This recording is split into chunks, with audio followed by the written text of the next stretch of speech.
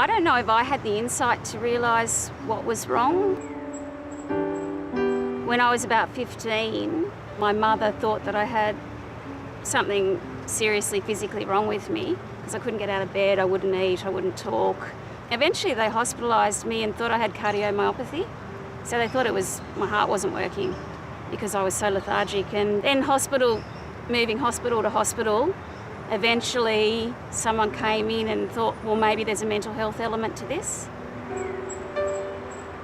I got a diagnosis of depression, and then 2 years later that changed to bipolar when I started to have manic episodes.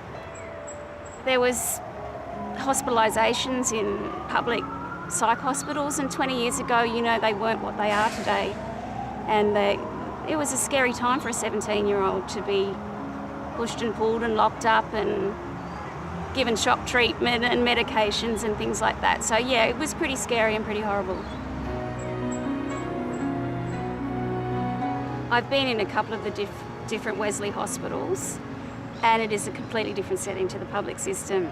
It's more supportive, that you actually get intervention and therapeutic input to improve your mental health and your situation. You get support, so much so, whereas the public system, I find for myself, is actually detrimental to recovery. Usually in my life I'm sort of either here or here. I'm either depressed or manic, and I don't find it very easy to come in between. I also suffer a lot of anxiety. It's possibly harder for my close family because each day I can present quite differently. In order to get myself through the day with where my mental illness is, I do have a lot of routines and rituals.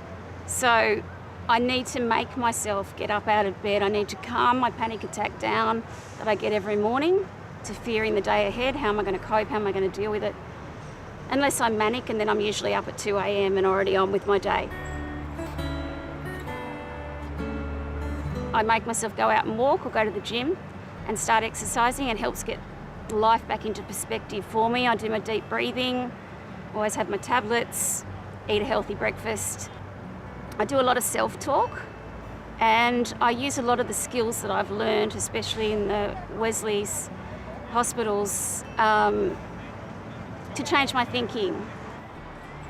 I've got a lot of friends, but I've got a small group of very close friends, and that's really important to me, and they're very important and supportive because they know to accept me with my disability. I've been in some very dark places for a long period of time, which I thought I would never get out of, but I am out of it.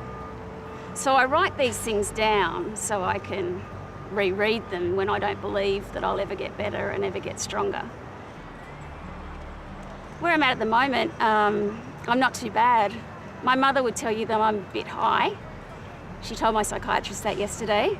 But yeah, she also said that I'm better than I have been in about 5 years. So, and things are coming together for me, like, alcohol's a big issue for me.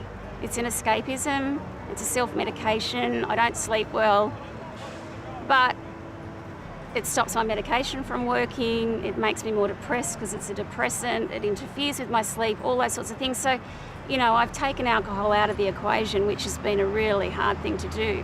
But that's been important to letting the medication work and letting my mental illness not be, put down any further by the alcohol.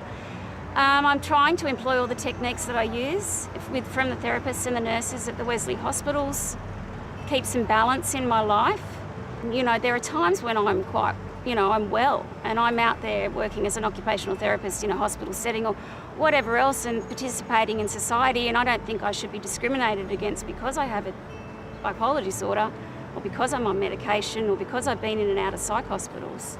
I don't make an extra point of pointing out I have bipolar disorder, but on medical forms or anything that sort of says, do you have a medical condition or are you on medication? I used to lie about all of that, and I admit it now because it's important, I think, to get out there in society and show people that people with a mental illness can be intelligent, can be functional, can be creative. It can be scary, and they can be unpredictable, but not all the time. That's when they're unwell and that's when they need support and help and hospitalisation.